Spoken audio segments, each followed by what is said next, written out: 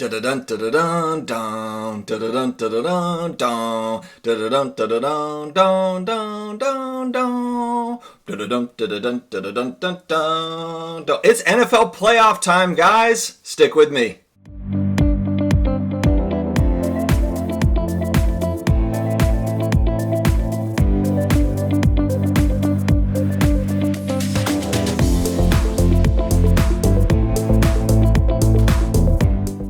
Hey, sports card collectors, investors, my collectibles friends. Thank you for joining me on this beautiful Saturday morning. We've got playoff football all day today, all day tomorrow. My Saints have got the Bears. They better win. For my overall well-being, they better win.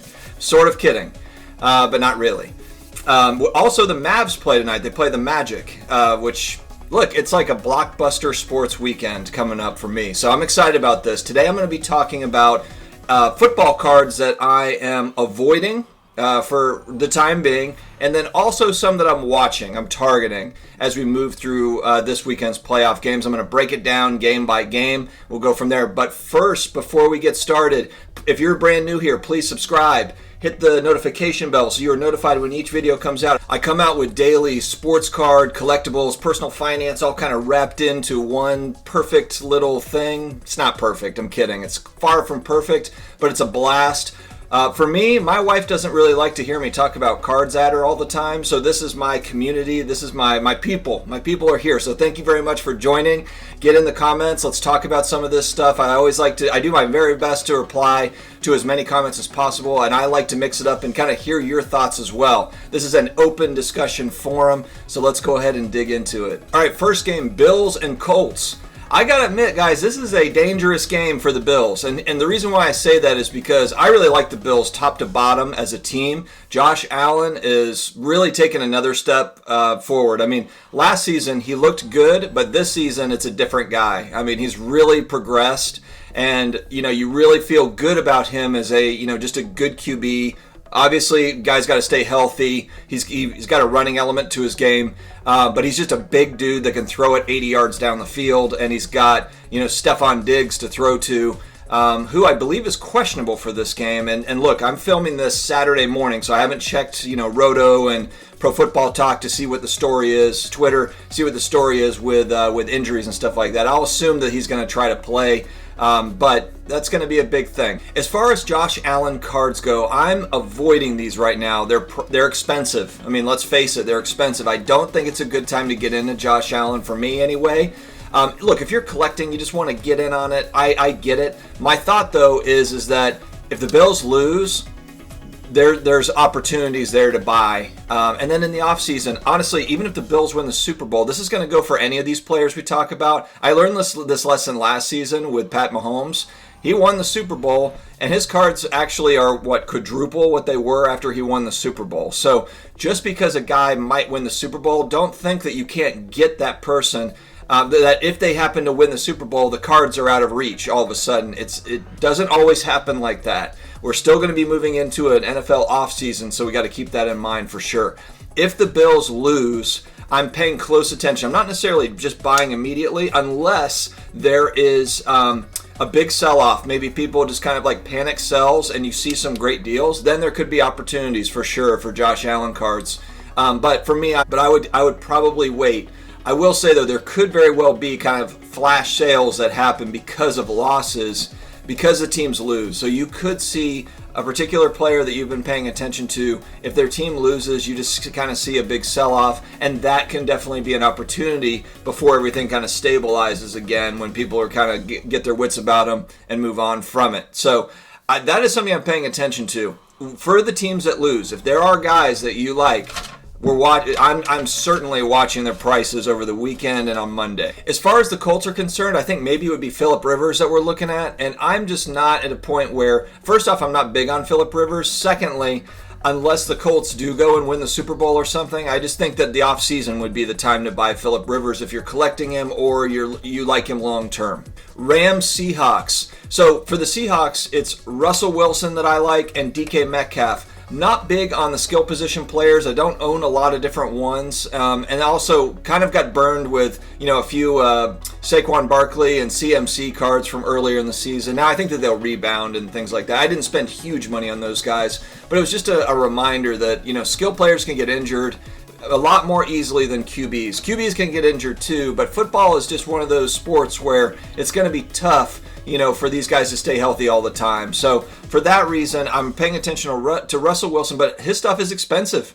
Russell Wilson's stuff, his rookie cards are not inexpensive. So I think that would be another thing. If the Seahawks lose, then what are his prices doing? And I guess the same would be for DK Metcalf. I think that I'd probably just wait until we get to the offseason. I think there will be opportunities there. And when I say the offseason, there's really a window. If the team loses in January, starting from there, then I would say April 1st, right around early April. And the reason why I say that is because once you start leading up to draft time, then there's excitement around your team. There's projections on who they're going to take in the draft. Oh, they're going to pick up this receiver, so that'll make the QB better. It affects pricing in the offseason. And then you wind into training camp, preseason. So really kind of April, I would say April 1st up through August, not great buying times for football cards for current players. If you're buying vintage football cards, whole different thing. That's a whole different thing. You can buy those year round. And you just kind of watch those prices and try to get good deals. For the Rams, the only guy that I would really maybe look at is Jared Goff. And this is a guy that, look, he has been a very good NFL quarterback over the last few seasons. He played in a Super Bowl. He doesn't get a whole lot of love. And he doesn't get a whole lot of hobby love either. I do think that Jared Goff he's going to have a good long career in the NFL. What does it mean for card prices? I'm not really sure.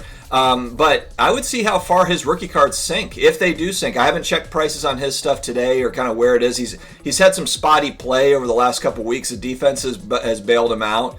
But in the offseason, Jared Goff could be an intriguing prospect, for one of these playoff teams. If you like Jared Goff long term, or maybe if you think that the Rams, have a good season next year, maybe you ride that wave and they get a boost heading into the next season. Bucs, Redskins, the only guy that I would be paying attention to for this, I'm not going to be buying the cards just because they're outside of my price range at this point.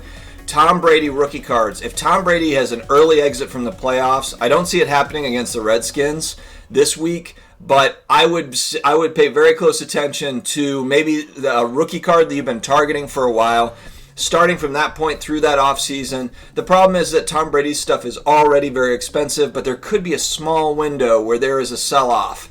And that is where I think you just have to be prepared for it. Is there going to be a window where his stuff sells off? Because inevitably it will come back up, I believe. He's going to go into the Hall of Fame, obviously. He's the GOAT.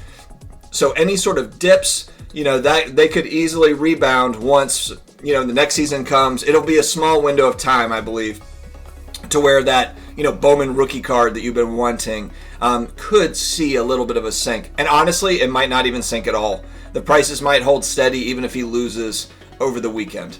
Ravens-Titans, great matchup, man. Talk about like a battle of a game. The Ravens, Titans, physical teams. They like to run the ball. The Titans, everything revolves around their running game, with Derrick Henry being just an absolute monster in the backfield. But it just so happens that the Ravens have a fantastic run defense. So, it's kind of like the battle of the best kind of, hitting each other. And it's going to be really interesting to see how it goes. I mean, the Titans are a good kind of underrated team. And so I think that for the guys you're looking at there, Tannehill and Derrick Henry, maybe some of their receivers, A.J. Brown could be a possibility. But again, if the Titans lose, I think there's probably some good values to be found, with Tannehill, Derrick Henry, and if you like A.J. Brown, certainly in the offseason, just because receivers just don't get as much love, hobby love, and football cards, there could be some really nice cards at nice prices. So those are guys that I would be paying attention to if you are believers. For Tannehill, some people really like Tannehill, some people don't. So that's a guy that, do you feel like 5 years, 10 years down the road, he's still going to be a good, solid NFL QB? That's something to assess. On the Ravens side, everyone knows what I'm going to say. It's Lamar Jackson. Can Lamar Jackson get over the hump and make a playoff run? All eyes are on him because last season when Pat Mahomes' stuff blew up, you know who else's stuff also blew up? Lamar Jackson. Last season, it was Pat Mahomes and Lamar Jackson when he won his MVP that just skyrocketed. I mean, they were off the charts. And then ever since, he bounced. He was bounced from the playoffs, and now this year we're back to it again. We're back to the playoffs again. Is this going to be the story of Lamar Jackson just can't get over the hump, and what does that do for his card prices? I personally think he's going to be a good NFL QB long term, assuming he can stay healthy, of course, but that's like a lot of guys. But I do think that he's going to be a good player over a long period of time. But, it's just going to be how do his card prices react to the perception of this guy can't win in the playoffs? And that'll be really what's interesting to watch. So Lamar Jackson is a guy I am certainly paying attention to, because if he does take a big dip, if his stuff takes a big dip, I'll feel like I need to get in on it. I will feel personally like I need to. So we'll see what happens there with Lamar Jackson and the Ravens. The most important game of the weekend, Bears-Saints. For those that are new here, I'm a huge New Orleans Saints fan. We have had great regular seasons over the last few years and horribly bad playoff losses to end those seasons. So I'm all over the place emotionally this weekend. I'll just be honest. I kind of want to get some videos out before that game, because Sunday night I'm not going to be making any videos on Sunday night, let's just say. So, Bears-Saints is a big one. I think you have to ask yourself, Mitch Trubisky, are you on board? Are you not on board? He's played fairly well, I think, over the last couple of weeks, but he hasn't shown a body of work really over the last few years to think that he's going to be an exceptional player, in my opinion. I just haven't seen it. So for the Bears, that's really the only player I think is kind of up for interpretation. Or, do you think that, if the Bears lose, maybe buying some Trubisky stuff, the Bears move on from him, the Patriots pick him up, or somebody, I don't know, and his cards get a boost and you sell off at that point? That could be a talking point for sure. Let me know what you think in the comments about Trubisky. Not necessarily if the guy's going to be Joe Montana, but just, is that an opportunity, a buy-sell opportunity? Is it like, okay, maybe the Saints beat the Bears, Trubisky prices fall, pick him up next season, sell off in August type deal. For the Saints, it's all about Drew Brees, Michael Thomas, Alvin Kamara.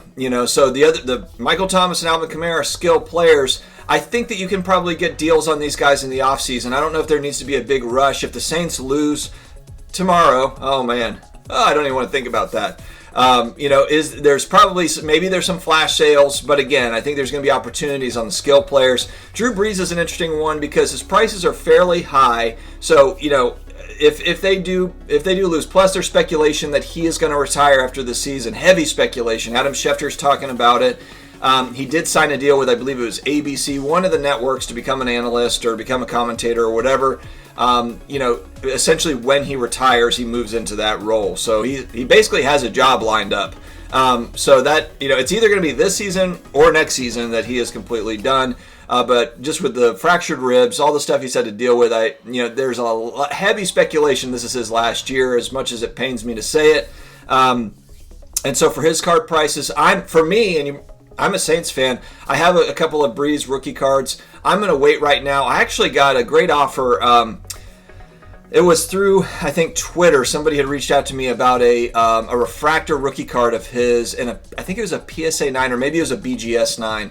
Fantastic card. It's going for about $3,000 right now, is what I was looking at. And I was like, man, I don't know, maybe I could put some things together to have it, but I'm like, why am I doing that right now? Why not just wait till the off season and see what it looks like at that point? So again, it's kind of wait and see on Breeze and see what happens. I'm certainly not, one thing I should say too, I'm certainly not buying into any of teams that are winning.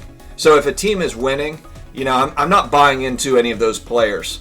Just not going to do it. It's not, in my opinion, not good timing to buy into any of those players. There's not going to be don't have the kind of the FOMO moment where it's like, I'll never be able to get that person's cards. You'll be able to get them. And there's so many different cards of a lot of these guys. It's not the 1980s where they've got one rookie card. There's a lot of rookie cards to be had, guys. All right, the last game, it's a huge one, massive rivalry, Browns-Steelers. And the Browns are, it's the first time they've been in the playoffs for 18 years. My in-laws are huge Browns fans. Another channel I like watching, Les Alex. Alex is a huge Browns fan. I'm wishing you luck against the Steelers, man. But it's a huge day for the Browns. It's against a big division rival, a team that it's like you have to beat them to get over the hump. Roethlisberger's really been in the driver's seat for the last, 15 years. The Steelers are a dominant team. They just are. They have been over time. It's a storied franchise. And now it's the time for the Browns to get in on it. Now it's the time for the Browns to make a move. For Baker Mayfield and some of these young guys, Jarvis Landry, this young Browns team that's got a lot of potential, first-year coach, now is the time to get over the hump. So are they going to do it?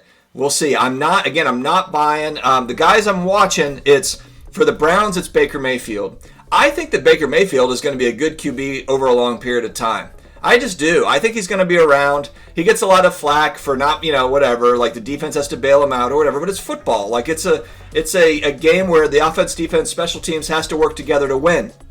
It's not always going to be that your QB has to light up the scoreboard every week to get wins. So Baker Mayfield is on a very good team. They have a good roster. And look, he has shown some really nice flashes over his first few seasons. And he's a guy that I really like long term. Am I buying his stuff now? No. If they lose to the Steelers, I'm watching very closely to his prices because I might actually get in on some. I bought and sold Baker Mayfield over the last couple of years since he entered the league. And I still have some of his stuff, but I would like to have more of it. If there's some great deals to be had, I'm happy getting them. So I'm watching Baker Mayfield. For the Steelers, it's Roethlisberger, and I would say Juju. Juju's he's the number one receiver on the team. That is kind of an opportunity where you can buy the skill player, maybe move him in the offseason, kind of leading up to the next season. But Roethlisberger, his rookie cards are very expensive. So if the Steelers lose, is there a dip? Is there an opportunity? He's a shoe-in Hall of Famer, Roethlisberger, one of the best Steelers QBs of all time, with Terry Bradshaw and Tommy Maddox. Tommy Maddox, you remember that guy? He was awesome. I love Tommy Maddox.